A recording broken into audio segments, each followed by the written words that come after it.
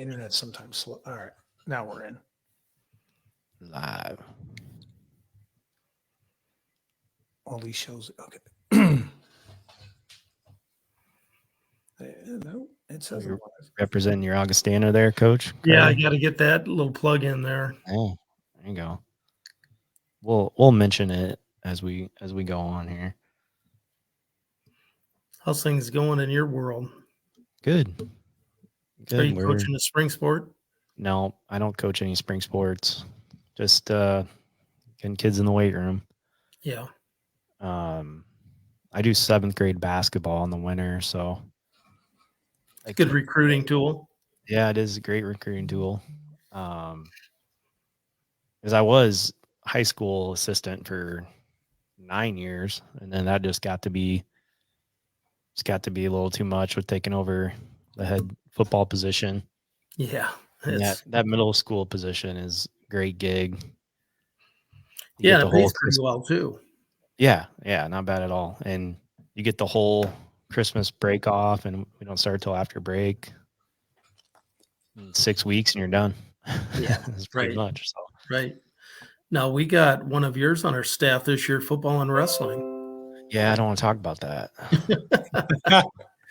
Cherry picking? No, Baylor Krieter. Baylor. Yeah, we wanted to keep him very badly, but there's no history position available here. So he obviously got that and took that at DeWitt, and yeah, you guys are getting a good one there. Yeah, I mean, he was Jim Spertoli's, or the Spertoli boys are nephews, so I think he and Krieter Baylor were buddies growing up, so got to know him a little bit. Yeah, great kid. He'll connect really well with the kids.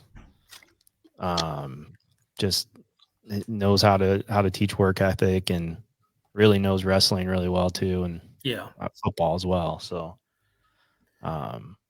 yeah, he's good. Trying to think, ran into, he's a little younger. One of your former guys qualified for National Wrestling D3 last year. Eric Kincaid. Yeah, and we went and watched him, and he didn't know me. Maybe we've ran into each other, but congratulated him. And after the tournament, I didn't watch to see was he a senior last year, or is he still wrestling this year? So he's only a sophomore right now. Oh, Kincaid is. He got 4th at nationals this year. Awesome. So yeah, he's a hammer. He's a stud. Yeah, I thought he could be a guy who could go to the D1 level. Yeah, maybe watching the high school. Yeah, well, he won that state championship after breaking his leg in football. Yeah, it's incredible. Yeah, it's cool. Great kid, good family, good stuff. He was on that. Was that your runner-up team? We went semifinals. Yeah. He was a junior on that team. Okay. He led 2A in tackles that year. So wrestling and football translates with good tacklers for sure. Yeah, you guys had a heck of a team that year. Yeah, that was a fun year. I forget we watched that game too, who you played in the semis. We played Central Lyon George Little Rock in the semis. And they were good. Yeah, they were good. We were outmanned there. They've been to, I think, 28 semifinals or something like that. Jeez. Like 6 or 7, maybe 10, 11 state championships, something crazy. So they definitely have a great tradition there. It's a cultural thing, isn't it? Yeah. They got it going for sure. They had their 2A school, and I remember talking to their coach after the game, and they had 93 kids out for their entire program. Nuts. But 2003 we had, and that was a quarterfinal team. We lost to Mount Vernon with Craig and Kroll and Neumeister, but we had 61 juniors and seniors on that team. Holy cow. I mean, we could 2 platoon in practice. It was incredible. That'd be awesome. Coach, were you head coach in 06 for football? I was. Remember when you beat us when I was a junior at your place, remember? when we played you guys there, it would have been when you had maybe Broders, and that was a pretty good team. Yeah, you got the names there. You know what? I'm one of those. You guys are probably those guys who can remember games, details. Yeah. I cannot remember. Really? I mean, I kind of remember general years, but specific games, I rarely can remember that stuff. Yeah, because we had Bloom was our head coach. Yeah. Yeah, we had Bloom, and yeah, he was fired up about that one because I think that was the second year. That was at your place, right? The first year, so I was a sophomore. You guys, I mean, I think you guys pummeled varsity. It was we played. I do remember that game at your place, and we played pretty well there. I don't remember the game in 06, but Bloom has been on our staff the last few years, and he's going to take our principal job. And there's not a guy better than him. No, I love that guy. He was an awesome. My freshman year coming in was his first year taking over, and I mean, everybody was bummed when he decided to take the principal job our senior year because he just a great motivator and great with everybody. Yeah. So now you would have played with David Johnson, or he would have been in the program? So Johnson, when I was a senior, he was a freshman, and he was only he was just playing sophomore ball. Okay. Because we had Tony Bassett, and he went Division I as a running back. But yeah, Johnson, I mean, I think he probably as a freshman could have played varsity. Yeah. But there just wasn't really a spot, we didn't really need, we had the depth at running back. And what have you played with Boothby maybe? Boothby is a good friend of mine. Yeah, Ben played, because I played tackle my junior year and then center, and he was a guard. And then he played, obviously defensive line. So yeah, me and Ben, we grew up together. Yeah, Boothby, dude, he honestly probably by far the best football player I ever played with. He was, I don't even know, guys couldn't block. You couldn't block him. There was no way to block that guy. He had a nice career at UNI too. Yep. Mm-hmm. So, yeah, but I remember that year because my junior year, we lost you guys 17-14 at your place. And probably in the rain.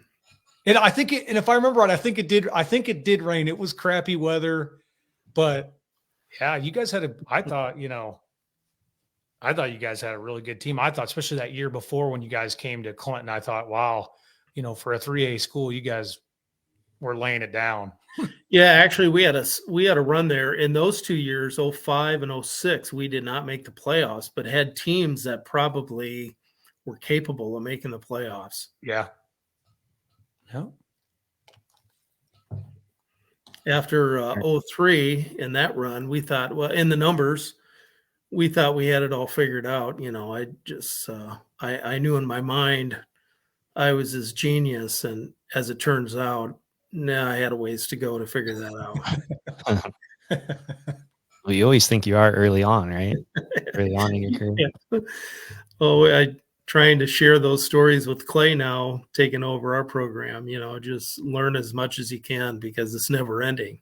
And like what you were saying, Dustin, is that it's compared to when I first started in the 80s, it's like it was all time consuming.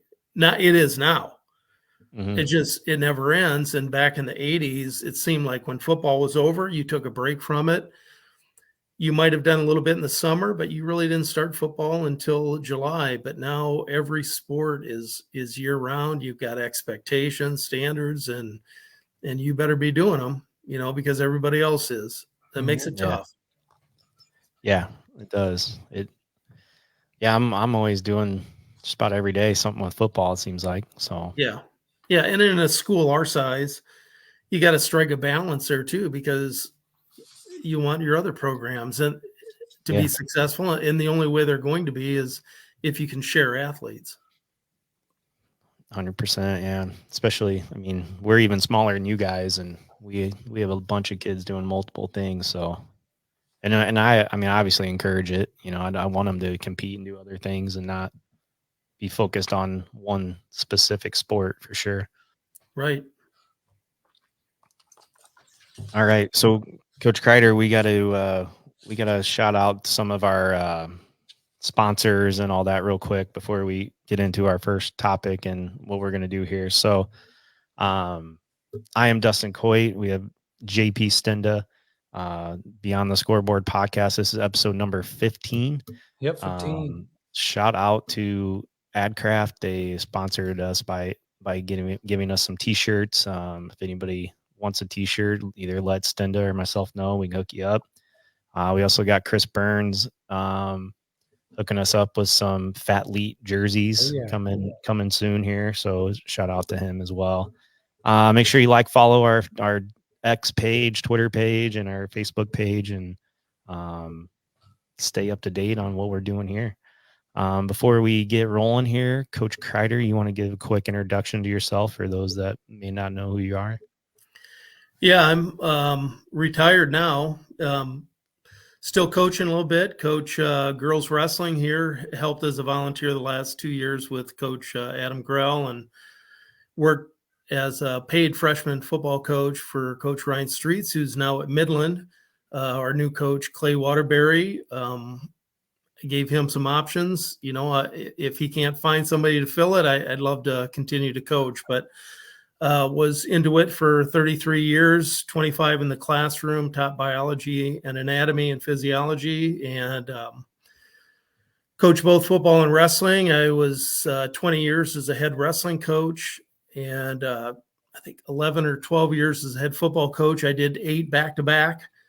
And we just talked about that, the amount of time at the end that you had to invest in those programs, especially with both of them, was pretty substantial. Started our Millennium Freestyle Wrestling Club, which included, still might, I'm not sure, Comanche and Clinton were some of the original members of that, Davenport West, Bettendorf, North Scott. I'm a North Scott grad, did those 2 sports and played baseball there. Went to Augustana College, actually went to Iowa my first year, and I'm a 40-year cancer survivor, had cancer when I was in high school, so probably didn't have the greatest senior year, so thought I should take a year off. But going to my first football game at Iowa, I knew that I didn't want to sit in the stands and watch other guys play, so I transferred to Augustana and was a member of 3 undefeated national championship teams there. Wrestled as well, qualified for the national tournament twice. So that was life-changing for me, and then later for my profession. I'm still doing a little adjunct teaching now. I'm an author. I wrote a book on when I was an AD. It seemed like I was continuously thinking about or dealing with some of the same issues with young coaches, so I wrote a book for introductory coaching. That was quite a process, but a fun one to get some of the things I thought about for a long time onto paper. Jenny and I have been married 35 years. We have 2 kids and 5 grandkids now. Everybody's on the East Coast. Haley, our daughter, has married Will Rodgen, who actually wrestled and played football at Durant, and he played football for the Hawks. They're on the West Coast out in Maryland, and they have 2 kids. And then Casey, who played at Iowa and has been in the NFL now for really 11 years, will be his 9th year on a squad. He spent 2 years trying to make it in the NFL, was at training camp with the Cowboys, and got cut. And then really on one of his last attempts, got picked up by the Broncos, was there for 4 years, was a Pro Bowler, and has now just signed his contract. We were out there about a month ago, and he was negotiating while we were visiting, and signed his 5th 1-year deal with the Giants. So this will be his 9th year on a roster, but his 11th. They're going through OTAs right now, and is his 11th training camp. So it's hard to believe where he came from back in the day of the Clinton Youth League, and all the way up, and I'm down to 3 stadiums now to watch him play in, and then I've seen him play in all of them. So it's been nice. quite a deal. That's awesome. We got to get him on the Steelers somehow. That's where we go. Well, that's one of the stadiums I haven't been to. That in Carolina wow. and Atlanta, and then the schedule comes out, I think next week maybe, and I Yeah, think think so. all three of those teams he is playing on the road. So next year, if Nice. everything falls into place, I'll be able to have watched him in all the NFL stadiums. Wow. That's awesome. What I'm curious, what are negotiations like as a long snapper? Did he did he get into that with you at all? No, it's funny because in high school, and before that, growing up, he was around it all the time. He'd hear the stories when I'd come home from practice, and then when I started carting him around to stuff when he was in middle school and high school, he was inundated with coaching stuff. When he went to Iowa, I tried to ask several questions and get the inside scoop, and he made it clear that that wasn't going to happen too much. He shares some stuff occasionally, but sometimes I hear more when I talk to the coaches there about stories that have happened. But he needed to forge his own way, and it's been fun watching him. So when he got into the NFL, we'll chit chat a little bit, but we don't often talk about that kind of stuff just because I don't know that he really wants to, and then Right. I found out too, I want to have a relationship with him now that doesn't always have something to do with football. Now, that being said, I've been to watch him play in almost 100 NFL games. And it's one of my best times is on the ride home after a game. I love watching him, walking into a stadium, seeing him. I get there for warm-ups. Funny story, in New Orleans, I was there way up high where they put the visiting people, and during warm-ups, I had a gentleman and looked like two junior high age boys sitting behind me, and I was timing snaps. And Casey wouldn't enjoy it if he knew I was timing his snaps, but I still do some of that. And when he was done warming up, the guy leaned over and he said, "Boy, you take this stuff serious, don't you?" So I take some of it serious, but I enjoy watching the whole thing play out. But after the games, he'll talk a little bit about, what's happening during the week and in the locker room. But when that whole thing was going on, he gave us a heads up that he might be on the phone a little bit with some negotiations, and he works a lot of that through his agents. And but we were all sitting down for a family dinner after touring the Naval Academy in Annapolis, and he got off the phone and he said, "Well, I'm going to be a Giant for the 5th year." So that's kind of how we found out. Nice. But it's certainly a business. Getting a little bit of insight to that business side of it. I tell people it's probably not quite as glamorous on the inside as it might appear on the outside. Those guys, they work hard, and they get compensated well. But it is a business, and it's pretty time consuming and grueling too. I can only imagine. Yeah. I mean, I think about us in our profession. We're not having every lecture, every interaction videotaped and scrutinized. But whether it's practice or games, everything is on tape. Yeah, and he's at a position where one bad snap and everyone remembers that one, Yeah, So, yeah, and they're always looking to replace you. yeah. He's going to be 34 this summer, and he's surpassed the average longevity of most NFL players. Knock on wood, he's stayed healthy, and he's at a position where that might be more conducive to staying healthy. But it's been a good run. Yeah, it's awesome. I've followed. I mean, obviously, Stinda and I have followed him being a local guy. You know, been following him and his path, and it's really cool to see for sure.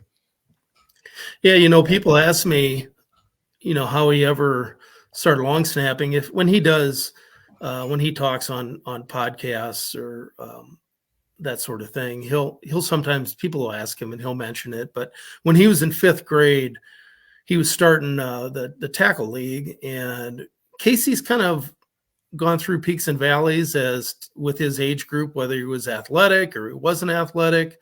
So we really never knew how he was going to pan out as an athlete. But I had done some long snapping in high school and done a little bit in college, and I knew the value as a coach for that position. So when he was 5th grade, I took him down to the field and showed him how to throw a ball between his leg, thinking, well, when he starts playing and the coaches ask, hey, can anybody do this? He could say yes. And we had no expectation whatsoever that it would go to that. And then he was lucky that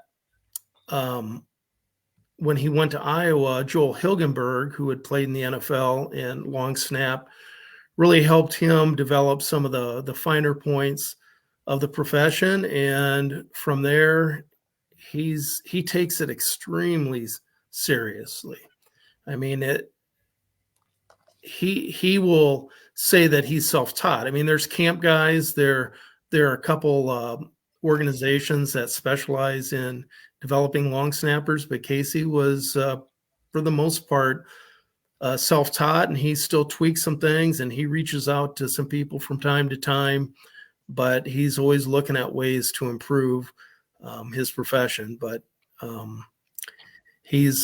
listened to him on podcasts before and know that he's special teams coordinators have even had him run some meetings from time to time, and they know that he's totally engaged in that. But it's going back to his age. He's 34, and I think the new coordinator that they hired, special teams coordinator, is 36. So, oh wow.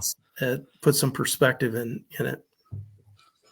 Yeah, so you were talking about the podcast. When I was actually on your Twitter page or X page, whatever it's called now, and there's a clip of Casey talking on a podcast, and the thing that surprised me was he was explaining how he studies all of the punt pass rushers from every team and watches videos on just the punt pass rushers and if they got anybody new. And then he's like, there's some guys on his team that may know that special team coordinator. So then he talks to them about what he's gonna do. And I was just like, I mean, I didn't think of that, as a long snapper, but obviously got to be prepared.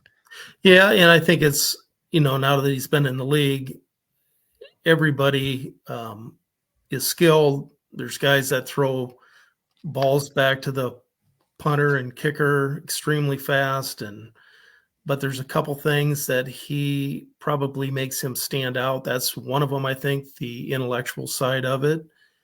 And then he prides himself on field goal snaps too, the laces. At some point during his career, and a lot of guys do that now. I was surprised to know that he had figured out how many rotations it takes for that ball to get back there. So he's a little disappointed if those laces aren't at 12 o'clock and the punter actually has to spin laces. So, but he's spent a lot of time at it. And the podcast that you must have listened to, and I listened to that whole thing.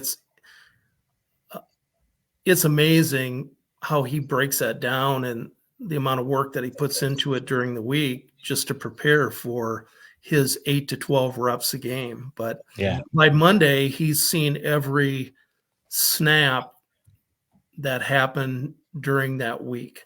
And he logs all that and uses it later. That's awesome. And that's probably one of the reasons why he's had such longevity in the league too, obviously, with that intellectual ability as well.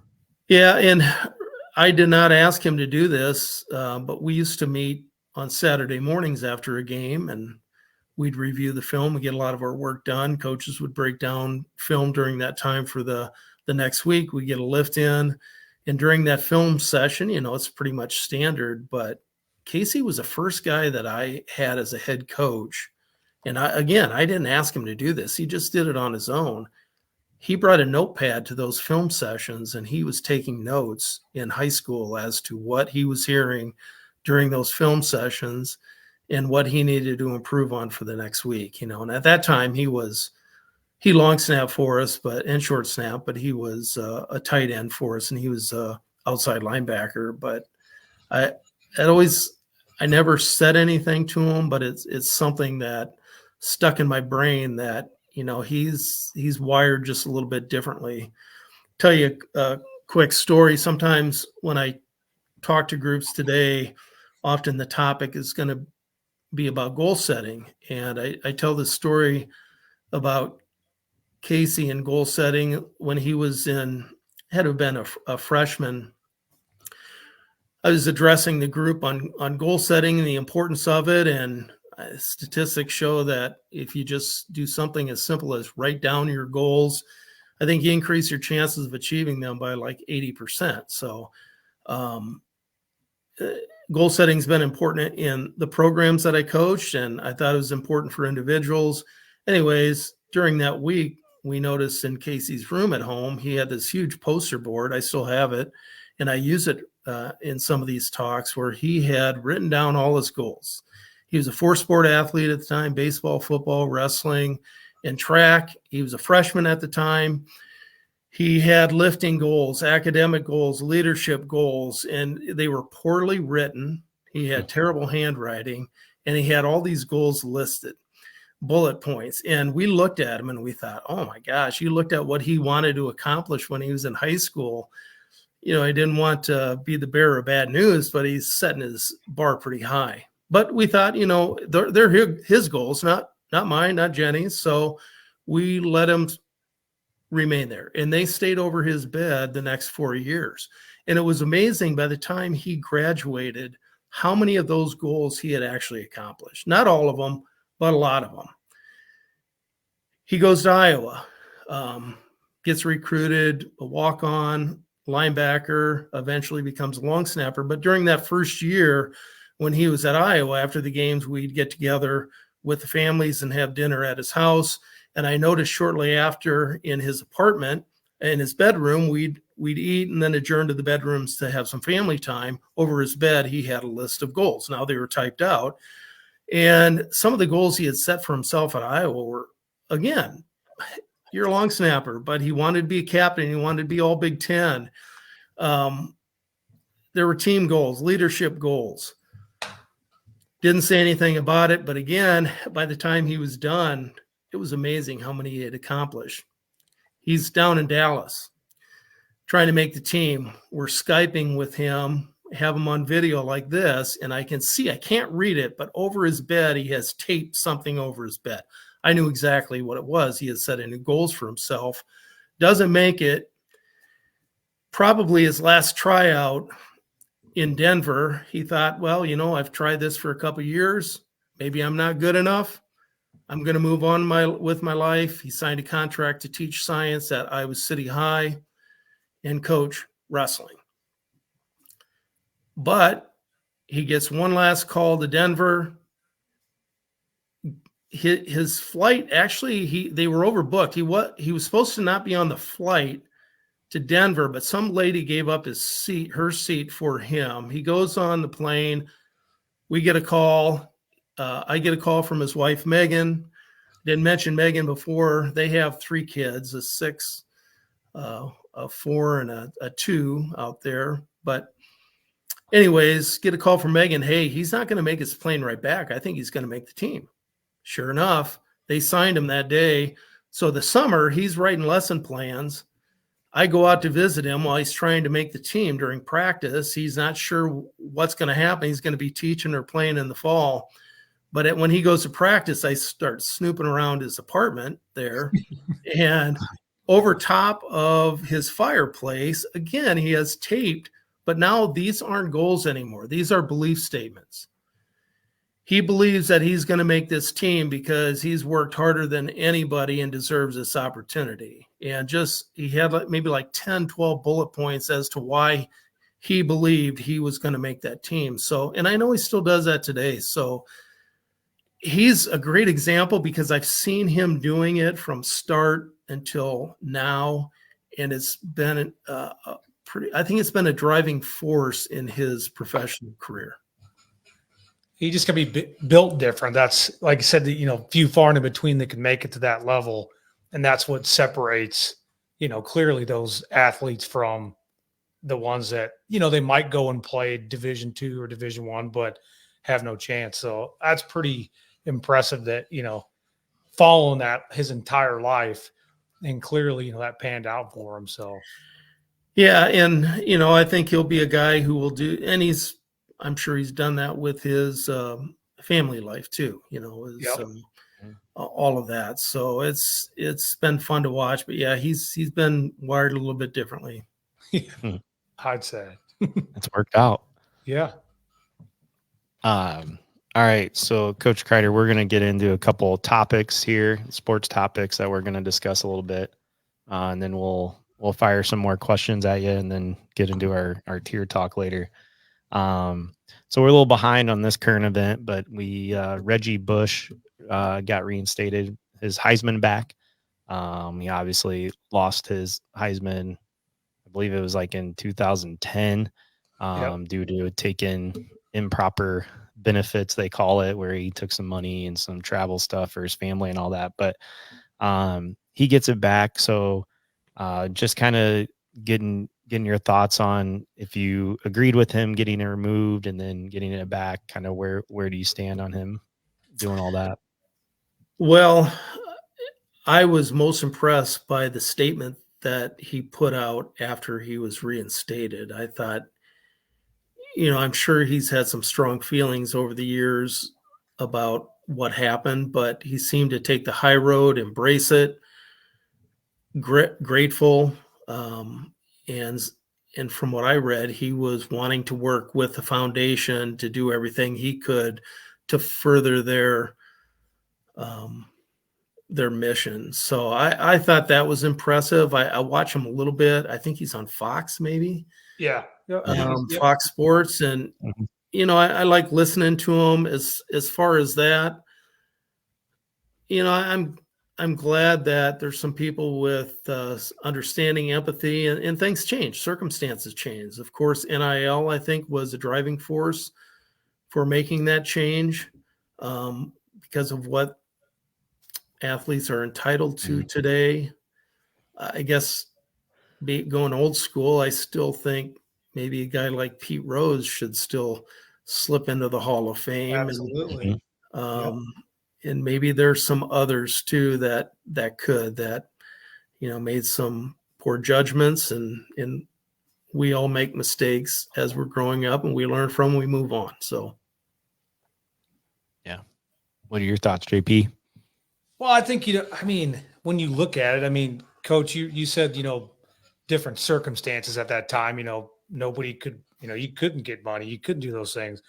I think I did a little research on today because I remember that happening, but like the dynamics of it, how much they lost, the school lost because of that. And, they lost the last 2 wins of that season, all the 04 season, and they lost a total of banned from bowl games, and they lost 30 scholarships, all because he took, essentially from what I could find, was gifts, some cash, and a limousine ride to the Heisman Trophy where he's going to win it. And, back then, I always thought, growing up, like even in high school and going to college, I'm like, what? These guys, they make them all the money. Their jerseys, their tickets, the memorabilia, you name it. They bring those guys to the university to make them money and win games. So I was always a big believer, or I wanted it to be, they should get paid. They should get a cut of that. Like at the end, it's great that it came back and that he got it back.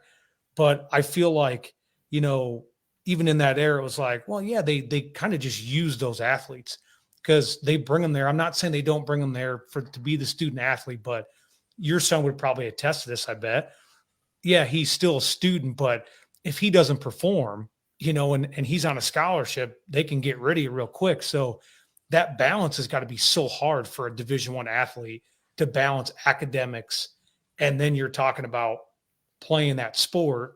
I think I'm glad now that they can get paid, and essentially he got that back. So Yeah, I mean, that NIL thing, you talked to the coaches. We were at, the Iowa football coaches clinic, and I think with our 3 state Division I coaches, they all mentioned NIL, but it's become a mess in the recruiting part of it and the transfer portal on top of it.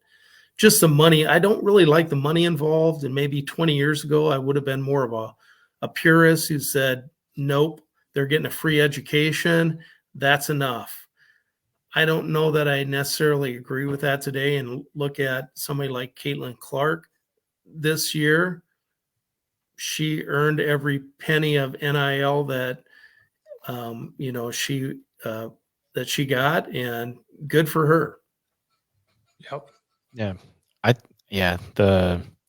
Didn't USC have to vacate their national championship too that year as well? Right. The 2005 Orange Bowl. Okay. And then all the wins of the 2005 season. Yeah. Do you think they should get all those wins back as well? Or how do you think that would work? I do. I think they should. And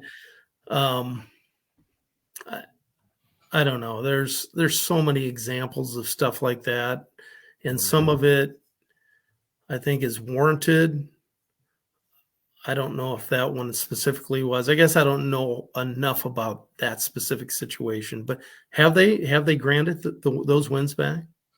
Not that I'm aware of. But I don't know. But I just think, they did that because of one player, right? Or were there other guys getting improper benefits? I don't know for sure. But who was the Ohio State coach that Tressel? Yeah, Jim Tressel. I mean, I read his book on leadership and was very impressed with the way he carried himself and what he said and what he had written down. And then eventually he was ousted because of some stuff like that. And, now you look back today at what's going on. Really, was it that big of a deal? But, if everybody's going to be following the same rules, maybe it was. Yeah. And then I think we've talked about this on here, Stenda, but I'll see what Coach Krieter's take is as far as the NIL transfer portal type thing. So do you feel like, do you think the NIL, there should be a set amount of money that these schools should get, or because it's not a fair playing field, obviously, you got Alabama football that can pay a guy, the Proctor kid, for example, they can pay him whatever they want basically. And then other schools simply can't afford that. So do you think there should be a cap on it to make it fair, or I think there should be. There's got to be some equity there. Otherwise, it's going to be, again, the have and the have-nots, and it's going to be impossible to break into that top tier. But how the NCAA regulates that, I have no idea. But I was shocked to hear within the last year, I didn't realize, I'm sure you guys did, that if you're looking for a quarterback, basically all your boosters have to do is come up with the right amount of money and you can get the right guy. Yeah. It's like free agency in the NFL or NBA or MLB or whatever. Really. It is. And I'm not opposed to the portal either. I think the portal is a way for an athlete to, if they feel like they're not getting a fair shake, or maybe they stand a better chance. Or I think some of this came up when a coach is totally committed to a young guy during recruiting, and then the next year he up and leaves for a better salary, a better position. So why shouldn't the athletes be able to do that? But when that movement is now linked to money, it's a tough position. Yeah, I agree. Yeah, and I don't think it's not going away anytime soon either. No. That level, either one. But it is what it is. We got to get used to it.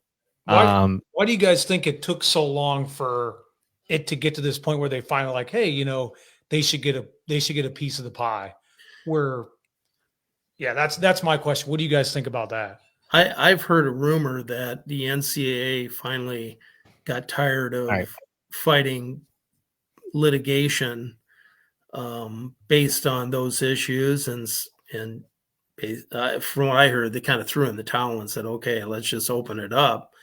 I don't know if that's true or false, but I had heard that rumor, and I would not. I mean, my 8 years as an AD, I would not want to be in that position at one of those colleges. I teach right now a graduate level class and an undergraduate level class for the University of Memphis on athletic administration. And I always tell them what a great job that is to have. But in reality, boy, that's a tough job. Oh yeah, that's like I said. It's definitely turned into a legit business now. Yeah. I mean, that's really just what it is. Yeah. Like I said, who can offer the most money? And could you blame any of those athletes? Why wouldn't they go where the money's at? Right. I mean, you're gonna, and if you're a small market team, how do you compete? If you're, like you said, Coach Coy at Alabama or Auburn or whoever, those boosters and those communities, they got people that have so much money, where these smaller schools, how do they compete with that? Yeah, there's not many 18-year-olds that are going to turn down $2 million to go play somewhere, but right. I wouldn't, but who knows? I'll be the janitor for $2 million. Put me on the roster, maybe the janitor, that's fine. I'll do it. Some of them might stay in school longer because they may make more money in college than they would as first 3 years in the NFL. Yeah, absolutely. That's valid. Yeah. We got some, I don't know if you can see the comments, Coach Krieter, but we got some comments rolling in on the side here. Let me click. Carl Small said, you guys all look like mushroom hunters. Jared Block, Coach Block said straight T formation dynamite. and then he said, ask him about the 2 5-yard penalties that didn't get a first down. Well, actually, that was at Comanche. Oh, really? Yeah. Wow. There's Tony Cox. Boy, there's some good people chiming in. Matt Krieter. Good. Actually, I was coaching fresh soft at Comanche one year, and Banks Swan, who was the head official, and I think Chris Meineke was another. He's still around. Okay. Banks Swan isn't. But anyways, some of these guys are still coaching or officiating today. But there was a situation where we had 2 5-yard encroachment penalties on Comanche's team, and they marked it off, and we didn't have an automatic first down. So I called them over, wondering why we didn't get that first down, because it was 2nd and 9 or maybe 2nd and 10, I don't know, but 10 yards was going to get us first down. So he seemed a little confused with our conversation, and I laugh now after hiring officials for all sorts of sports as an AD. Sometimes your lower level officials are just getting into the business and don't completely understand how things work, but at the time, I know I was a little growly about it. They went out and huddled together and talked about it and came over and explained to me that when there's a 5-yard penalty, they actually walk that off. And if it just so happens that they don't walk off 10 yards, 5 yards at a time, so be it. You don't get the first down. It all depends on the stride length of the official. So that was the honest explanation. And I didn't get kicked out of the game or anything for it. But that still makes no sense with those guys today. That makes no sense whatsoever. That explanation. So 5 yards is 5 yards, right? Oh, 5 yards is 5 yards. Yep. Doesn't matter how far you stride it out. That's funny. And to defend those guys, even as a coach, as a wrestling coach, as a football coach, as an AD, I love those guys. It's a great group of professionals, and we don't always get it right as coaches and players, and they don't always get it right, but deep down inside they're pretty good guys. Yeah, we get Meineke quite a bit for home games. I think he does a good job. I like him as an official. Yeah, he's a veteran now. He's Yeah. one of the best in the state, and that goes for wrestling too. Yeah, did he just retire from that though? From wrestling officiating, or no? He might have. Yeah, okay. I thought he did, but maybe not. Couldn't remember. But yeah. So was Jared Block one of your players? Jared was a player, and then he coached on some of my early staffs. Or then he went to Northeast, and now he's at Bettendorf, and still run into him from time to time. He's got, I think his two kids are getting up there in age. They might even be in the junior high now, but yeah, love those guys. Carl Small, who chimed in, had his son this year, Cooper, coach with Carl, and was the AD when he was coaching, different sports, head girls basketball coach. So got to know Carl well, but this year had Cooper as a freshman, linebacker and running back, but I coach the linebackers 9 through 12, and Cooper's going to be a good one. So just great guys. I coached with Carl at Comanche when he was the head girls basketball coach. We had some fun times in Comanche, I'll tell you that. Tell you what, he's done a heck of a job with this tennis team. Yep. Oh, I knew he was coaching. Yep. I follow the page and stuff. He's always doing the posts. And yeah, that was interesting when we joined the MAC. That whole process was a good one, but we were leaving a great conference, the WAMAC, but just logistically, it made a lot of sense with driving time. But one of the requirements was to start tennis. So my last couple of years, I was involved in getting that up started, but was not around to see the first match being played. So it's fun now to watch. Last year, the girls made it to state as a team, and the boys are having a heck of a season this year in the MAC. So it's been fun to watch the progress. And those sports plus our soccer programs, our track programs, our golf programs are still doing well. So with a limited number of athletes available, and there's a few that do multiple sports, but most of them are still in one. We're staying pretty competitive, which is nice. Yeah, both those conferences are really good though, MAC and the WAMAC. So yeah, the WAMAC was really the size school in there that we are. But when we're taking Thursday night trips to Independence or to South Tama, it got to be tough. So our closest trip other than Maquoketa in the WAMAC was Solon. And Solon is still just a little bit further than our furthest trip in the MAC now, which is Muscatine. So logistically, and I was a little worried about that, but when I'm up at the school, talking to parents, talking to kids, talking to coaches, I'll bring that up from time to time as to how's the transition gone. And it seems to be going pretty well. Yeah. I mean, you guys are pretty still competitive in that as well, I believe. I mean, from what I've followed, I don't follow it obviously as closely as you are in it, but yeah. And then to go back to the WAMAC, excuse me, the WAMAC is such a competitive conference. So, I mean, the top end in the WAMAC is pretty darn tough. So, you're seeing tough competition in any of those conferences, and that's true of any conference in the state. Yeah. Those are both solid for sure. Yep. And then I think the River Valley for 1A, 2A conference is really good, and what Comanche's in as well. So might be a little biased, but there's good competition there too. Yeah. Great competition. Yeah. And we were talking about this early. I don't know if it was live, but I mean, with our nephews, my wife's maiden name is Spertoli, a good Italian name, and Eddie Spertoli had 3 boys, Jim, Chase, and Lane, that went to Comanche. Yeah. We've gone to a lot of events. tennis and track and cross country and wrestling and football to watch your teams. And I'll tell you what, you've put some great teams on the field, on the court. Yeah, we've had a lot of good athletes come through, especially the last 10 plus years that I've been here. So it's been fun. Hopefully we keep it rolling for sure.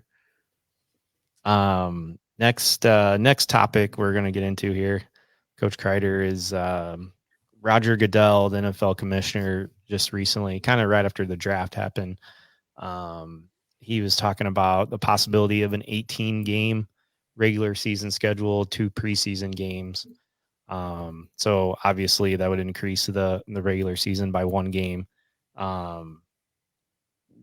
What are your thoughts? And obviously you got your son in the NFL there. So what would your thoughts be of them increasing the regular season 1 game, or do you think the NFL players would be up for that or no?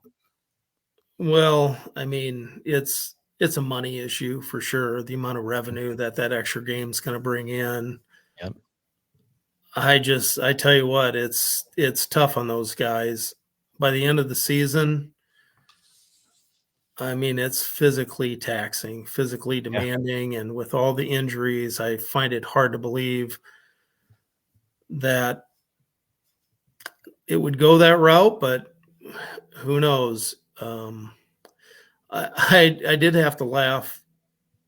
Recently, I heard Casey talking. I think it was on a podcast or something where he mentioned at this stage of his career, he basically wouldn't care how many games it took for him to get that Super Bowl ring. So whatever it takes. Mm-hmm. So, yeah, I mean, it's like for him, and there's a few other positions. He's playing in most of those preseason games. So it's just an extra game, and you can say, well, it's not as competitive, but they take it seriously. They warm up the same. The contact is the same. So it's tough on those guys. I didn't hear that comment. Yeah. I'm not surprised though. Where you sit on it there, JP? Well, I think obviously you guys said the money. That's 100% on the, I guess that's the pro side for the league as a whole. But I would say there's probably more cons of that. So, I made some notes like the safety concerns, the lifelong career injuries. And then, they're going to battle chronic pain and health issues. The quality of play, the fatigue, they're burned out. You might have more lopsided games and a decline for overall excitement for the sport. Because I look at it this way. I mean, how hard is it to turn around for those guys each week, to prep for the next game after Sunday, like their bodies, the physical exhaustion, the pain and the injuries. And now you add another week. I mean, there were I felt like when they went to the 17-game season, a lot of players were against it in a sense. So, I mean, I think you guys are right. It's just about the money. I think another disadvantage is for the small market teams with a less of a fan base, they might have a harder time filling the stadiums. So I don't know. I would think probably as a player, even a long snapper like that, like you said, Coach, that's a grueling season.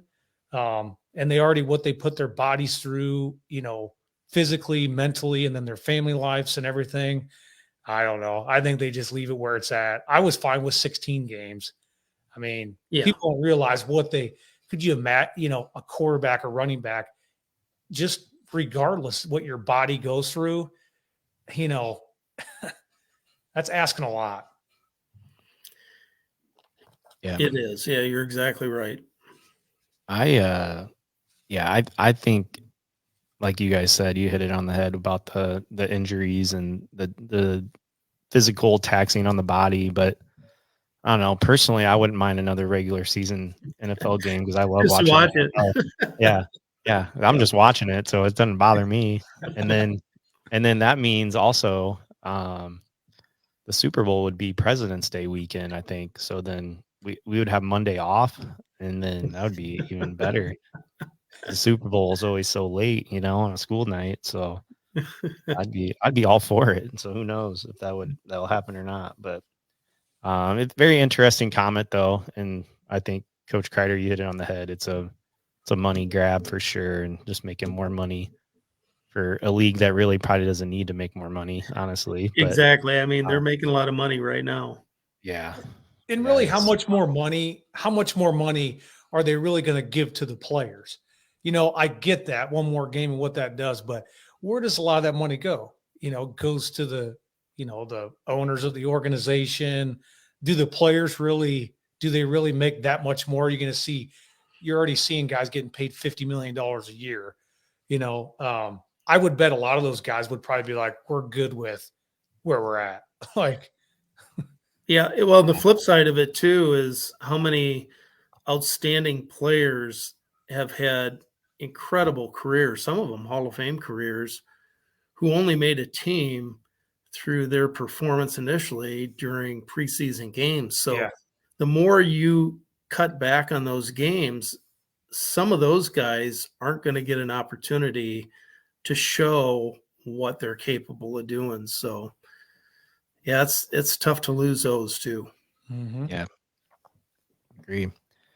All right, Coach Krieter, we're going to ask you some specific questions about kind of coaching and different things like that here. But before we get into it, I always like to share like stats of the coaches that we have on and all that. And I know you shared some with me, but as you mentioned, you were head wrestling coach for 20 years.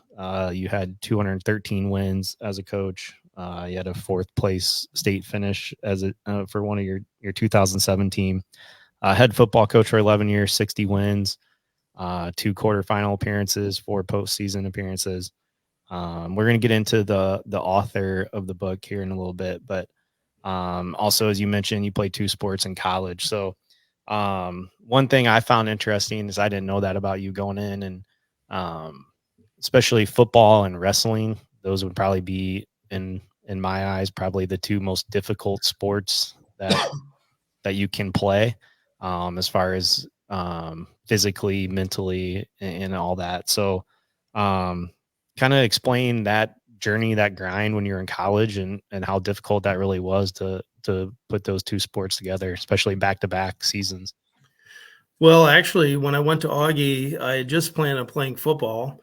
Our defense coordinator was actually our head wrestling coach. And we were in tri-semesters. So at the end of the football season, I took a class for my coaching authorization, teaching and coaching, or the coaching and officiating wrestling. So when we started the class, again, it was our head wrestling coach, my defense coordinator, who was teaching it. And it was all wrestlers who were currently on the team in the room. And Coach Riccio would tell a couple stories, give a little information, and then he'd send the guys down to the wrestling room to get a workout in. So after a couple times, they knew that I had wrestled in high school. And at one time, I thought I was going to Pella Central to wrestle, not to play football, before I ended up going to Iowa. So anyways, they said, well, why don't you come down and work out with us? You're a former wrestler. So I thought, yeah, I love it. Went down there, started beating on their varsity 190 pounder.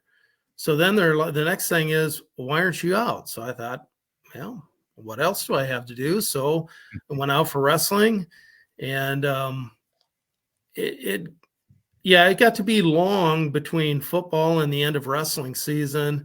And then not that year I wrestled 190, but then the next 2 years I cut down to 177 when I started getting really serious about it. So that cut was not good. And, I'm glad that rules have changed and you can't cut weight that way anymore. But anyways, I loved it. I loved competing, and that carried over into coaching. And I mean, what I found is what you guys have found, that it's a next level of satisfaction. All the satisfaction I got personally from athletics was compounded by watching the young person be successful. And that wasn't always, we had state champion, we had finalists, and I'm talking about wrestling specifically, but just for me, I didn't always enjoy competition day. I'd get a little uptight, but I love practice, and I love watching, our JV wrestler who was out for the first time become successful, or that role player on a football team who's a specialist who felt like it was a good experience. And I love talking to those kids today who, even if they weren't all state or all conference or a starter, they feel every bit as important to our success today. And they're happy that they were part of it. And that probably makes me happier than anything, because as we know, that's what it's all about, the experience and valuing what these guys have to offer and appreciating, their participation. So it's been great.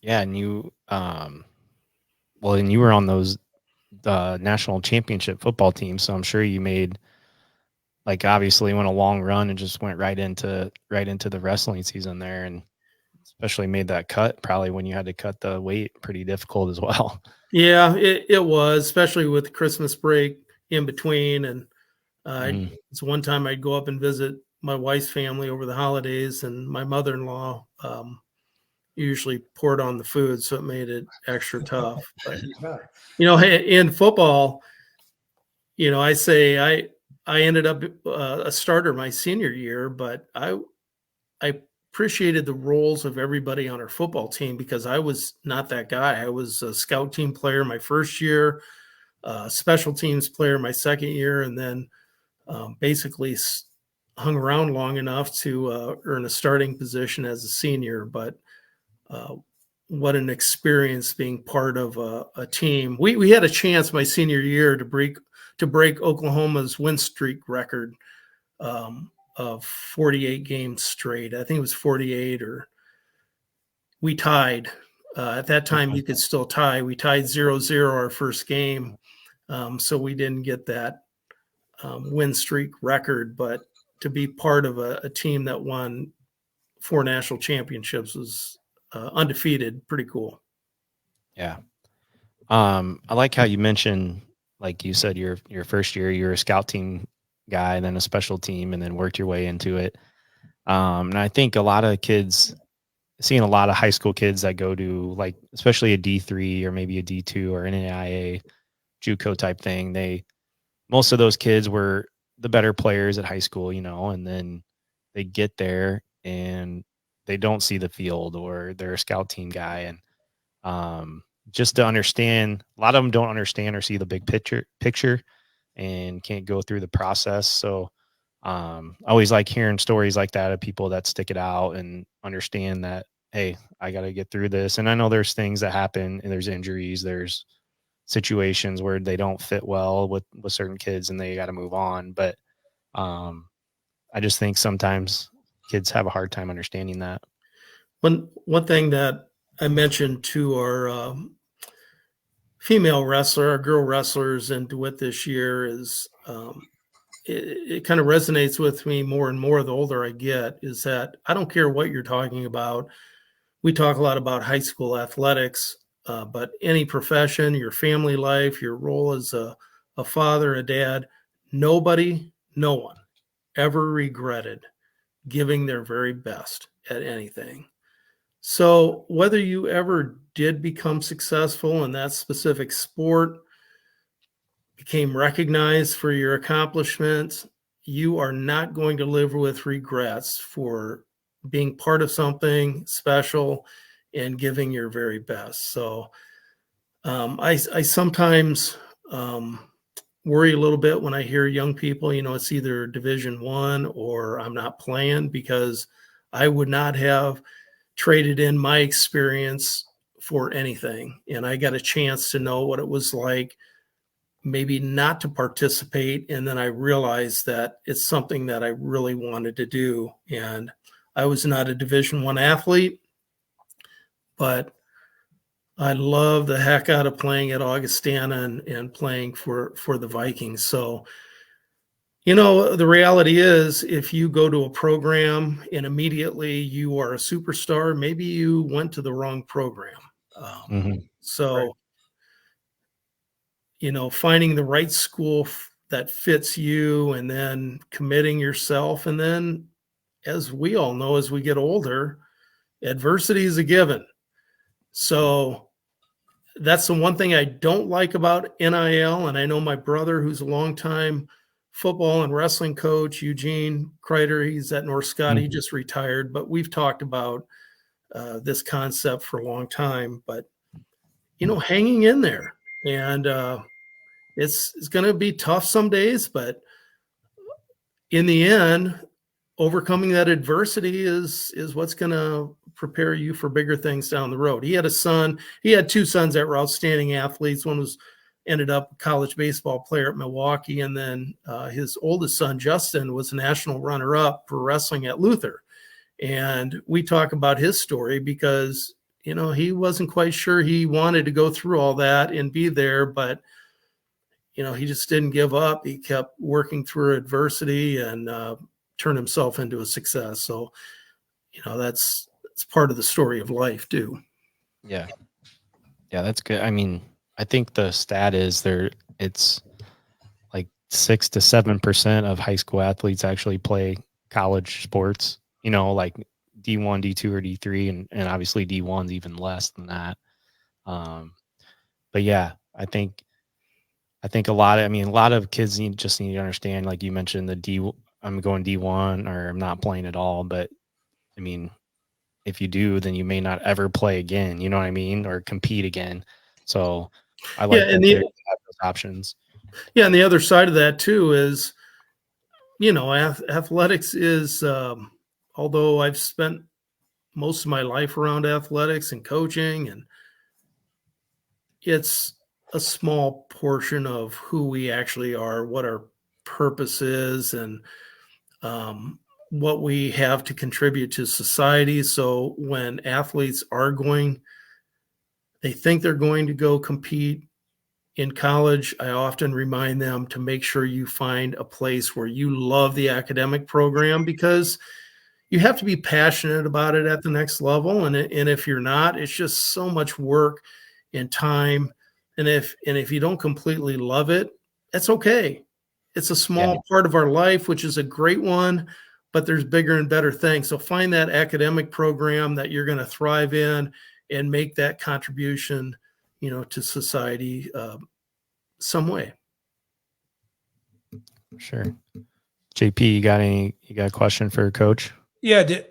Playing two sports, even at Augustana, how hard was it to balance that academics, your personal life, where you still felt like you were still a college kid, getting to experience that? Was that tough even in that era to balance those things out?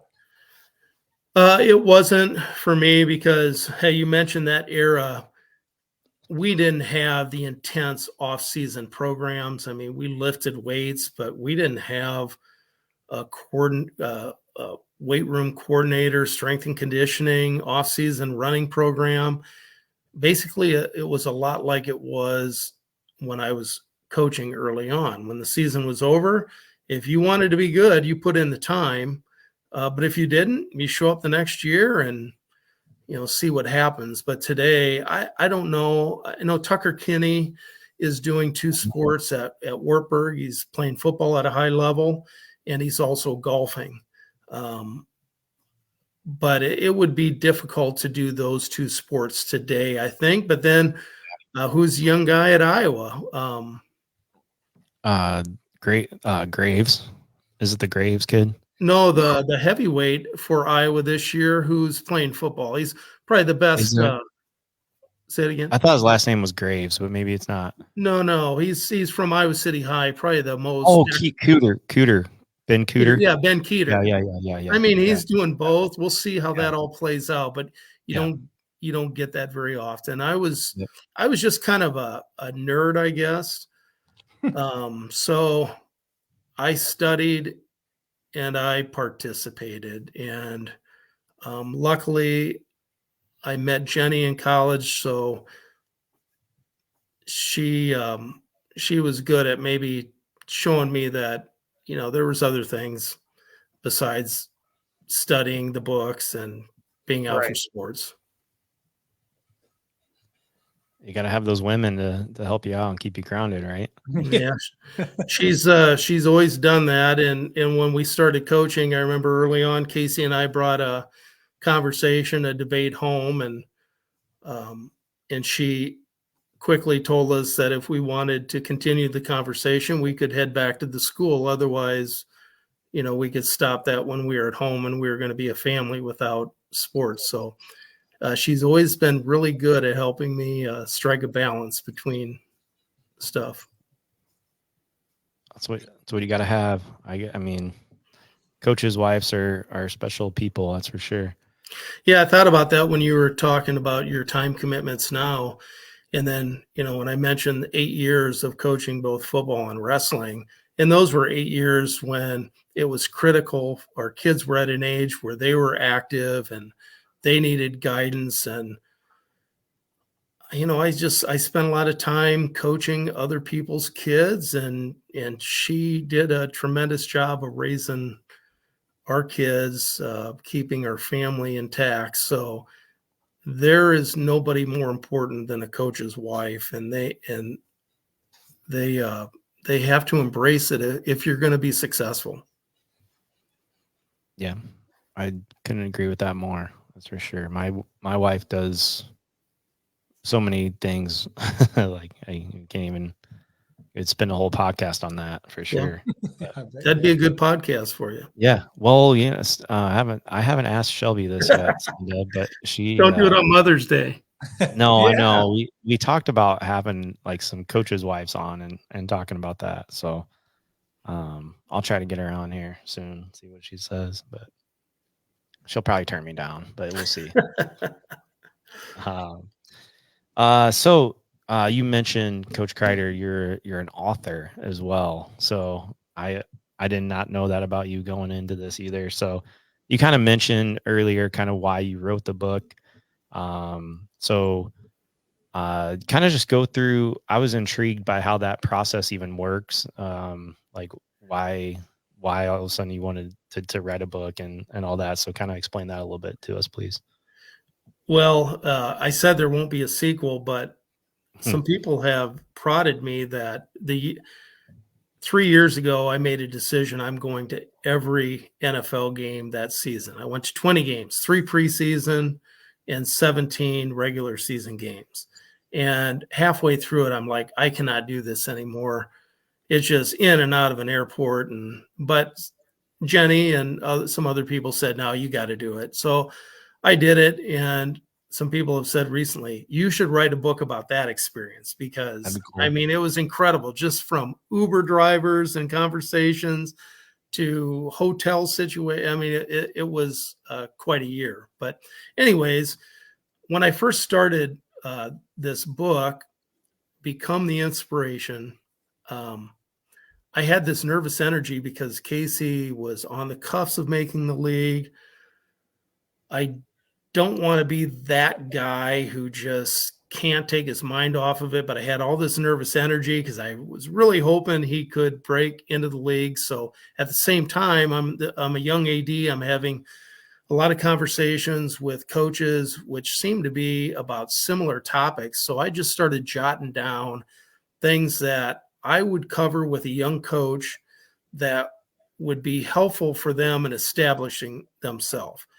Well, before I knew it, I had like 60, 70 pages written. And I thought, you know what? I'm just going to keep doing this and throw everything in there and put together. And today I wish there's a few things that I wish I would have included. I might have done it differently. But anyway, I ended up writing almost 190 pages, I think, of introductory material. And then there was a former English teacher at school Mrs. Gilroy, who was publishing editing and publishing some book, or helping them publish some books, some local authors. So I got a hold of her, and she sat down with me, and you should see the first copy. I mean, it had so much red ink in it. She was appalled at my use of the English language. So we spent probably 10 months or so revising and changing the location of chapters. And until I was satisfied and she was satisfied. So we put it out there and actually had a pretty successful launch. And she was on me to do different speaking engagements and promote the book. And actually, that's not why I wrote it, and I didn't enjoy doing that. So I turned it over to Amazon, and every year I get a little residual check for books that people search and find and buy. But I think in the book I put an email contact if anybody ever had any questions about coaching stuff. But then I changed my email so people can't even get in contact with me about it. So it was a fun process. I enjoyed doing it, but I wasn't really in it to, make any money or even, I didn't really care how many books people wanted. I think probably I've sold over 500 books, but that wasn't even what I had any interest in then, or I certainly don't have it now. That's still pretty impressive, though. 500 books. I mean, yeah. I mean, a guy from DeWitt, Iowa. I mean, come on. That's awesome. Yeah. And then, too, like the local people, who I've had a lot of their kids, depending on how well we did that year, probably there are quite a few people who said, yeah, what the hell does this guy know? Why would I want to read his book? I've watched his teams on the field, so I always enjoyed going out trick-or-treating with the kids when we were having a good season, because boy, everybody was happy and excited to see you. But those years where we struggled, I usually stayed home and distributed candy, and Jenny took the kids out. Yeah. Yeah. Everything's always a lot better when you're winning. That's for sure. Yeah. That's how it goes, though, isn't it? Yeah, it is. Yeah. And you know what?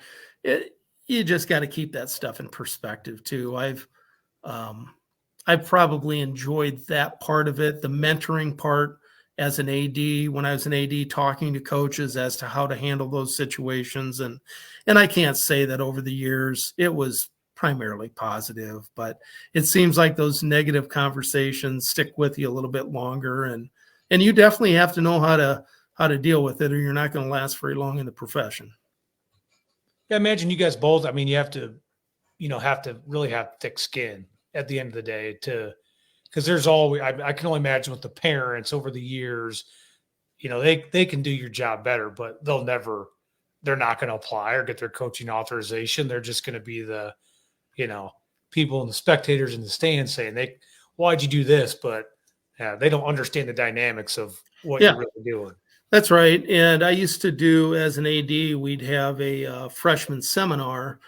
And then at the end of the seminar, I would send all of our student athletes, incoming freshmen, to the gym where they would do a player panel with our seniors. And then the seniors would help tell them some things that maybe they needed to know to help transition successfully into the high school. And at the same time, I talked to the parents about how they were going to have to deal with situations that became emotional when they got to high school. And basically my message to them was, it goes so fast, you better learn to enjoy each and every minute. And there's going to be highs, there's going to be lows. These aren't life-threatening situations that our kids are dealing with typically. So looking at the big picture, most of us improve through adversity. You can't watch a Hall of Fame induction speech and ever listen to a successful person who had a series of one success after another in their lives leading to the Hall of Fame. Every one of them faced serious adversity and tough times in their life that they learned to overcome, that I believe strengthened their character, along with so many other positive qualities that allowed them to use their talents to become that successful. And you find that not only in athletics, but in any walk of life. So adversity doesn't have to be a bad thing. Right. Yeah. A lot of times it never really is, I mean, it is in the moment, but, and then it usually works out. So speaking of that, that's a good segue here. So I feel like, a lot of times now, if a kid is handling or isn't handling adversity or has an adversity situation come up, A lot of times they may just cash it in or give it up. What would your message be to a kid or maybe a coach struggling in an aspect to how to fight that adversity? Well, I think like most of us, we lean on personal experience. And for myself, talking to coaches, I think if you were to talk to people about my time as a wrestling coach, generally it was a pretty successful run. But my first 3 years, we were 4-42 in duels. Our teams experienced 50 losses before I had 10 wins, and we had 100 losses before I had 50 wins as a head coach. But once we had that foundation established, we were consistently successful and competitive. And, so you got to look at the things that are important. Right now, I'm helping Clay out developing a 10-week leadership training, culture changing seminar. And those messages are a big part of that, overcoming adversity, setting that foundation on some core values, some standards that you're not going to compromise on. The other example I could give is with Casey. He's a good example to look at because of the success he's had. He's one of 32 people in the world that does what he does, and he's done it for 9 years now. But when he was just like most guys, he was in, I think it was 9th grade. He came home and he was going to quit. He wanted to quit football, didn't like his coaches, wasn't getting a good shake. And here's a kid who I drug along to our camps, to lifting, speed and agility, 7-on-7. He did everything at a young age, maybe not because he wanted to, because I made him come along with us. He wasn't a starter. And I appreciated our coaches. This was his freshman year, actually, because the coaches weren't just going to play him because he was Coach Krieter's kid. He was going to have to earn his spot just like everybody else. Now, I was in a position where I could have pulled our freshman coaches aside and said, hey, I think maybe we ought to play him a little bit more. But I understood what it meant to overcome some tough times, and this wasn't life-threatening again. So, hey, Case, I'm going to give you the message I give everybody else. Hang in there. At some point during this season, you're going to get an opportunity. And when you get that opportunity, you show them exactly what you're made of and how capable you are of being successful. So he's stuck on the team, and then a few weeks later, a starter in front of him got hurt. I remember it was at Bettendorf. We were playing a freshman game at Bettendorf, got hurt. Case went in there, had an unbelievable performance, and the coaches had to find a way to keep him on the field because they realized he was going to help them win. And from there on out, his trajectory just went up. I think he gained more self-confidence in himself. He understood why he was doing all those other things. The biggest thing is he grew physically. He wasn't mature at the time, but he started growing, developing physically. He developed that, and maybe that was a point where he developed a little different mental edge, which would help him get ahead of the next guy. And then he became a 2-time All-Stater for us. And you would have never predicted that when he was a 7th, 8th grader and a non-starting freshman, but he willed himself. He turned himself into that guy. So, that's the stories that I would give to a coach or to a player. Very nice. Yep. I agree. Just got to stick with it. And once you get your opportunity, make the most of it and go and roll for sure. I got one more question for you, Coach, before we get in our tier talk. I know you already mentioned all the NFL stadiums you've been to. What is the best stadium you've been to so far? Jenny and I talk about this all the time. Actually, now there's 2 places.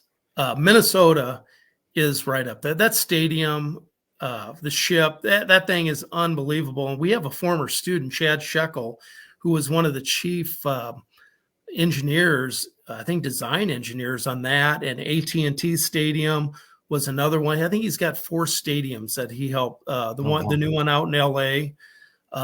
So that's been neat from a former student being part of that. But the fan base there was just something. I mean, they jab you. You're wearing your Giant stuff. They're wearing their stuff. They jab you a little bit, but it's all in good fun.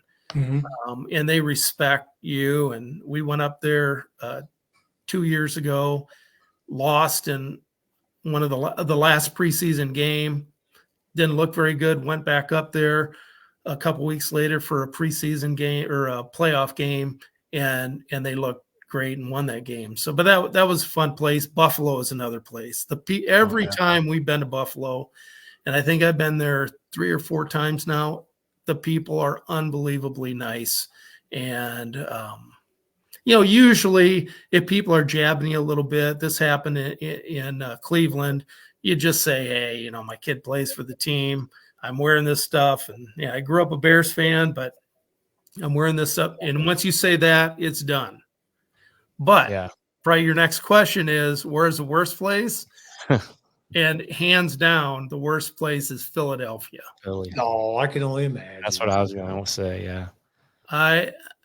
I mean, I just don't understand it, but well, now that Casey's on the Giants, when he's on the Giants now, that's a big rivalry. It's a big rivalry, and I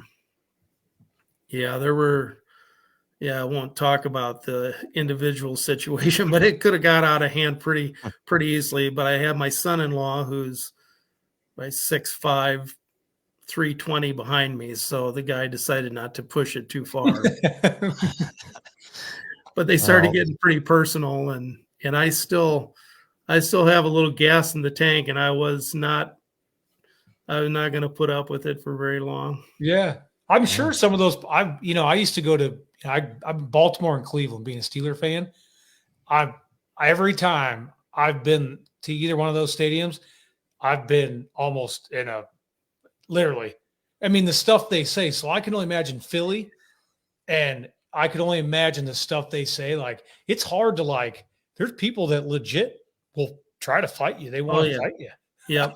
Now, we went to LA this last year, but Casey wouldn't let me go to the actual Oakland Stadium because he said that place is like that situation. I mean, people are out of control. And I played rugby for 12 years and been around a few scuffles from time to time. So, I just can't be in a situation where my blood pressure gets that high that quick.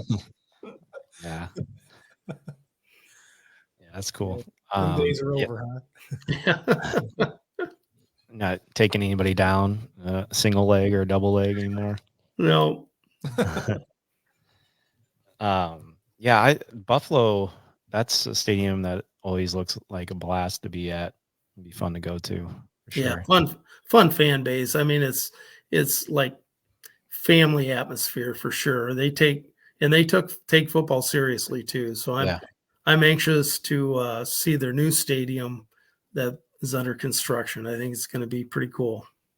Well, they power bomb each other through those tables. Yeah. Sometimes they're on fire too, right? Yeah. Yeah. It's like, geez, man.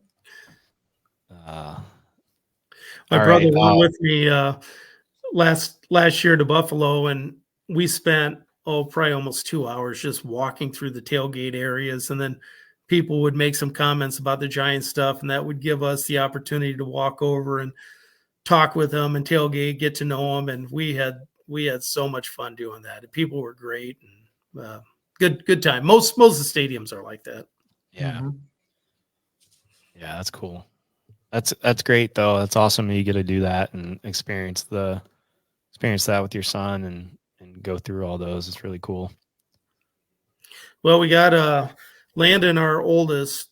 He's 6 and going to be 7, and he started playing some flag football. So I've seen some video, and I'll tell you, I'm awfully excited about the next generation. I've got three boys and Nice. 2 girls, and we're anxious and mobile to get to go watch them do whatever it is they get inspired to do.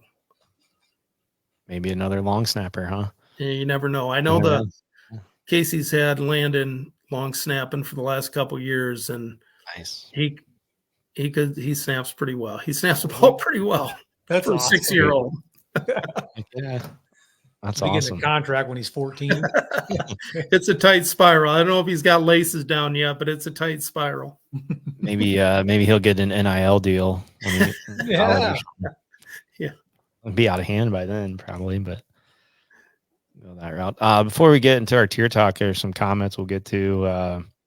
Corey Snodgrass as head coach, Tony Cruz, assuming that's how you say that. Yep. Class of All these 1990. guys. I mean, He's got your book. Jared Block says your wife's the toughest Krieter. And then yep, you can that's give right. him full Nelson. So Coach Block's good dude. When he was at Northeast, I was just coming in as a head coach and talked to him quite a bit, and he still talked to him every once in a while. I'm glad I got to meet him. Very good guy, good coach, and great guy. He's a fun athlete to coach too. Yeah. But before he went to Northeast, was he at Davenport West?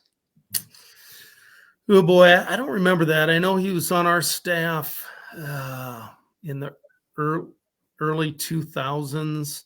He might have gone to West for a short time. I don't remember that. Okay. I thought, because I remember at Comanche, I think that's when he took over at Northeast, and I thought. You just said no Davenport West. Man, I don't know why I thought he coached there, but I don't know why I was thinking that, but he answered that. So, yeah. All right, Coach Krieter, our tier talk here. So I don't know if you've seen any of our other episodes, but we have a category that we have, and our category this week is dirtiest NFL players of all time in our era. So meaning the players that we actually seen play. So like Deacon Jones, I never saw him play, so he's not on my list type thing, No Conrad Gobler. Yeah, that too. So we'll do our list, and then at the end of the list, we each give each other a one-word response about their list. So, who wants to go first? I'll go last. You guys. All right. You want to? I'll go first. And okay. Two things I want to say. Number one, sure. I think players are always not always, but often are going to be right on the edge. And sometimes they do go over that edge, but they're always going to try and and they have to. It's competitive. But I think something that gets overlooked is the coaching, because you can apply this to your own teams, your own classroom. If you don't like the results of what you're seeing, it's probably either what you taught or what you tolerated. So if we get players on the field that are going to those extremes, it's probably because the coaching staff tolerated it and they're allowing that to happen on the field. So I don't know that I blame the players as much. And I know the league takes it very seriously with fines and suspensions. So you don't see as much anymore. I mean, heck, you look at some of the highlight tapes from the 70s and 80s, almost all of those tackles would be illegal today. Yes. And, and you couldn't wait to watch the highlights of those things happening. But I'm going to say the dirtiest incident that I've seen, and I'm going to have to go back, not necessarily your era. When was Jim McMahon playing for the Bears? 85, 86. Charles Martin from Green Bay. I don't know. You guys remember that incident? I don't. He had rolled out. He had thrown a pass. McMahon had thrown a pass. And I mean, it is quite a long time after that ball is gone. Charles Martin came over and body slammed him. I think he broke his collarbone, and that was the end of the season for the Bears. I think I've seen that highlight. Yeah. Yeah. I think a couple of years ago, I saw somebody using their helmet, and that might have been at a Cleveland. Oh, Myles Garrett. That was Cleveland, Pittsburgh. When I've seen that. I saw that in person. Yeah. He was there. There's my brother chiming in. Yep, Charles Martin, Packers. He said Packers suck. Yeah, that's true too. Packers suck. Yeah. So I mean, there's been some, but I got to be careful here, because Casey might play against some of these guys.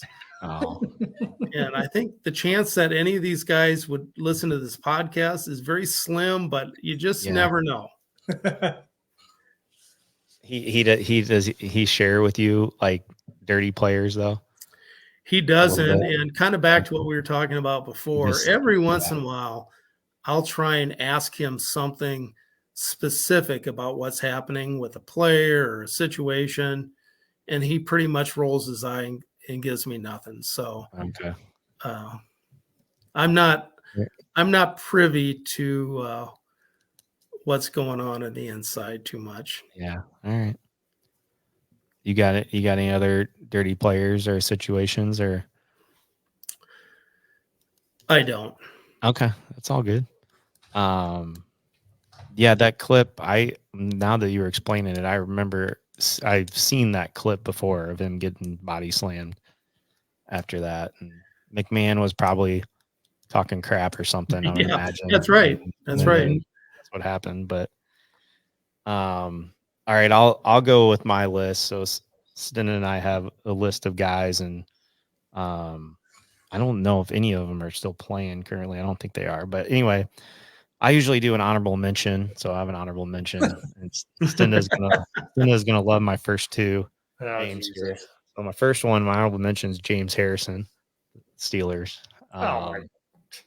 When he played, he was just I feel like obviously he was a good player, but he was a little dirty. Didn't care where he was hitting people. Kind of a headhunter type guy.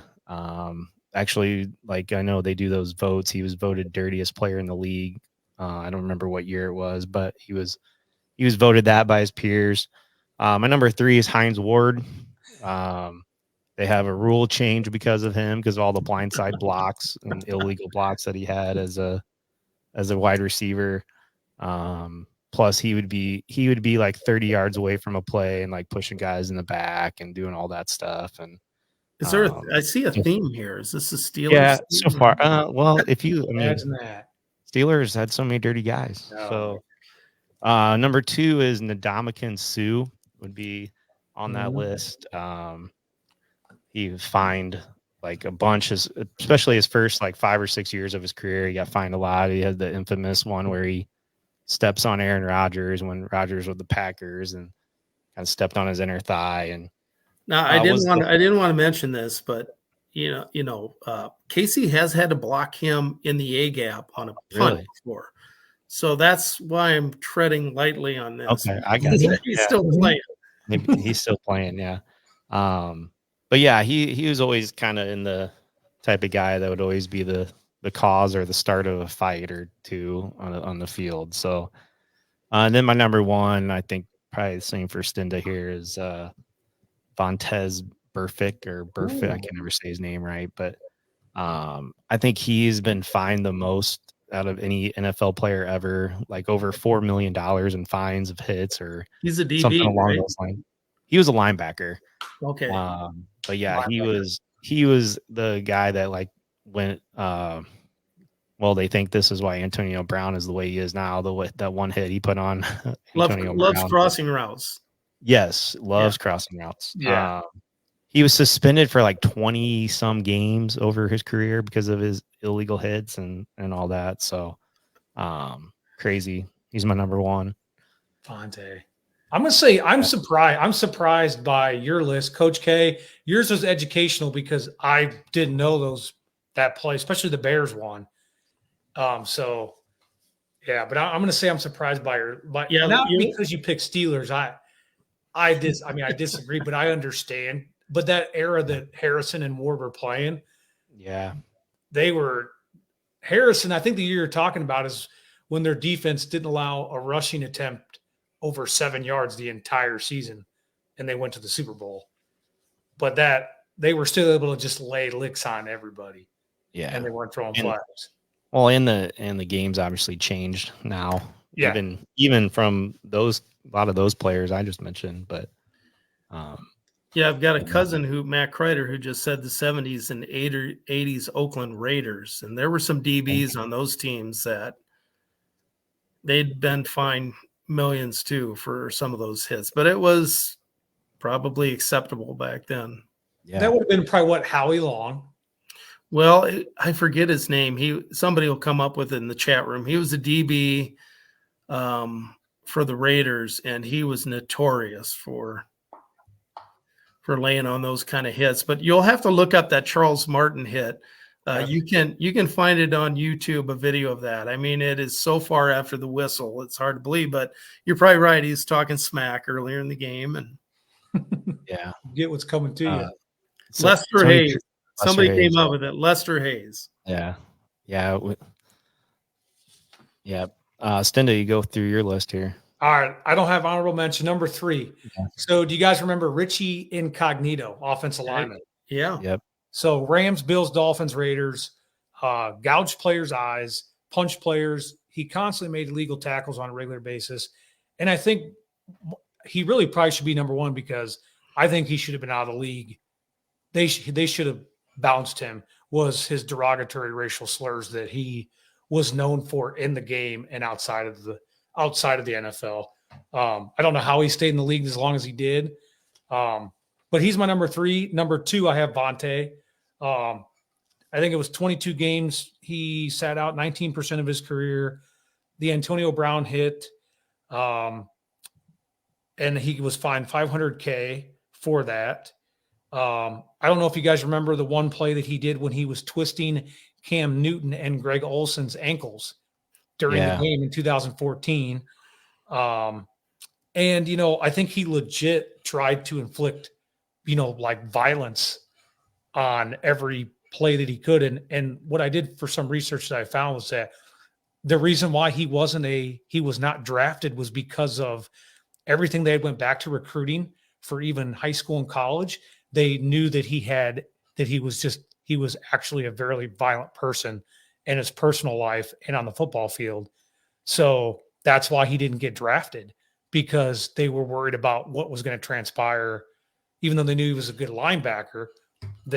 And look what happened. So he's my number 2. And then number 1, Bill Romanowski. I think, you guys probably remember he threw a punch at Tony Gonzalez. He actually ended a guy's career. I think it was his own teammate, wasn't it? It was his own teammate. Yep. He actually punched a guy and dislocated his eye socket. This guy actually comes back and tries, I think, sues him civilly later on. He also kicked, I remember it was Larry Centers in the head, a fullback for the Cardinals. Kicked him in the head. And then, honestly, his one was in the 1998 preseason. He broke Kerry Collins' jaw during the preseason. And it was a hit that was just, way after the fact. So, and then he was always notoriously known for, he said that I think he wrote a book himself. I think he does have a book or something that he says that he would actually reach into the piles of the players and he would break people's fingers and he would grab whatever. And he said he didn't care if it was his teammates or the other team. He would just reach into piles and break their fingers, gouge their eyes. So wasn't he the guy that spit in JJ Stokes' face too? Spit in his face, because of the taunting, yeah. Well, what's interesting listening to you guys, it's actually reminding me of many of my teammates that I played rugby with for the Quad City Irish, because they would do that sort of thing, bite people and punch people, not knowing. I mean, it's a fun game. That's great, yeah. Romanowski got that. I can't remember where I read that, but he is quoted saying he would go to every pile and he would reach in and I'm like, you're just like on a different level if you're doing it. Like, come on, man. So he's number 1. Yeah, it's a good list. My word would be nasty in a good way. Nasty. Yeah, good stuff. Coach Krieter, you got a word or anything for Stenda about his list? Some of those names I remember. I like both your lists, but again, it's just everybody trying to tiptoe up to that edge, but Yep. sometimes maybe a little anger gets the best of them. Oh yeah. It's an emotional game too. So that has something to do with it as well, I think. Yeah, I would think that, or like the Vontae, his stuff, he was a lot of like defenseless receivers. Mm-hmm. Like the Romanowski, I can kind of see that stuff, like the piles and all that. Like, yeah, you got to have an edge. And, like the defenseless receiver stuff is like, come on, like everybody sees that. You're not seeing the pile pushers and the guys reach. Yeah. You're not going to see that on national television. So I could see that, but yeah, I mean, Vontae, he probably really should be number one because he. Well, all those fines. Yeah, it's suspended 22 games. That's insane. Yeah. For that. Like, geez, man. Well, they're serious about fines. I know that for sure. Yeah. I mean, if you're, I don't know how many, $5,000-$10,000 a pound, if you overweight or you don't have your socks pulled up high enough, you're going to get fined thousands of dollars. So they don't mess around with the stuff you guys are talking about. Yeah, and then doesn't the NFL have like a cleat rule, or they used to have a rule? Cleats had to be a certain. Now I know they do like the cause cleats and all that now too, but they can only do that for warm-ups, right? Or can they wear them in games now? No, I don't know. I think they wear them during games. I'll put a plug in for Casey's. Casey's is Gamers Outreach. He kind of carried that over from his days at Iowa, which is they produce gaming systems for kids that are in the hospital. So kids can take their mind off of what they're dealing with and can have big carts full of video game and that equipment. So that's been his cause for some time, and it's a good one. That's awesome. It's very cool. All right. JP, you got anything else for Coach Krieter before we sign off here? No, I appreciate you coming on, Coach K. It was great to hear all definitely especially for your son, the stuff he's gone through. That was pretty cool to hear about that. So, well, I appreciate you guys having me on. I love looking at who's in the chat room here commenting, former players, family. Yeah. So it's been good. People that I've known through competition, but I really appreciate this. I like doing this sort of thing, and you guys are doing a great job. Well, you're welcome back anytime you want to come back. So you just let us know. Appreciate that. Yep. Thanks, Coach. Appreciate everything. We are signing off. Beyond the Scoreboard podcast. Make sure you follow our page. We'll see you soon.